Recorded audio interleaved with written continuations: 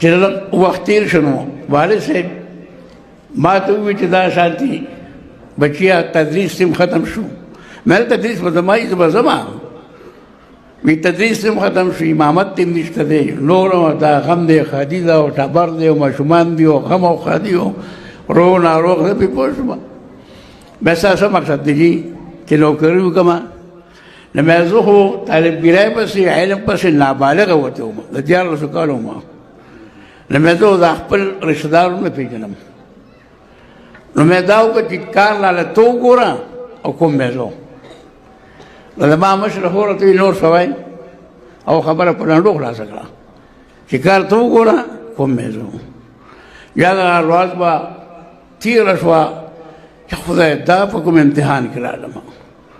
که چېرې زه مثال جو سکول ته لاړ شم، کالج ته لاړ شم، پلانکي ته، نو خو د ټولو غم چې دی د خېټې غم شي که نه، خو لاره بدله شوه، لاره بدله شوه.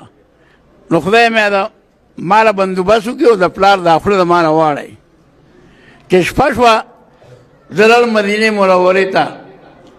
نبي رسام داسې ناست و، داسې مخ و هغه دیوال سره زه مخامخ شوم، نبي رسام پاڅېدو او د لاسونه ما ته خواره کړو. ما ورمړ کړه، د ما نه لاس چاپېر کړه، ما ته کېنه دی چې کېناستم دې لاسه بلا صحابه موجود وو. حضرت ابو هريره صاحب ته وی ابو هريره دله سره وړه یو پلیټ راوړه ناشتامې وه، ما ټولو خوړو، ویله بل وله راوړه. یاره خلاصه دا ده چې 10 پلیټ مې په ما وخوړه، پلیټ به هم جدا وه، میوه به هم جدا وه. چې 10 پلیټ ما ترش کړ، ما ته ویل هلمینه مې جي وی موړ شوې؟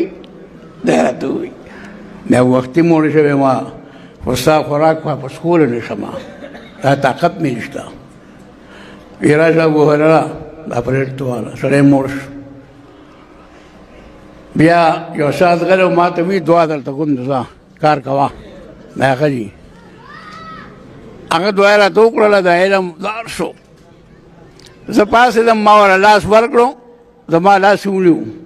یاره مې ما ته څه وایي؟ نو ما ورکې فورن راغله، مې څه وایي راته؟ غلی و داسې ما ته باره کتلی وړم. بیا خبره ما ته دا وکړه، رحمالمین مې جي وی زما د دین خدمت کوه. وړومبۍ خبره دا وه. بیا غلی و، بیا راته بره وکتل، وی رحمالمین هر وار به یې نوم اخیسته، مې جي وی د خېټې غم مه کوه.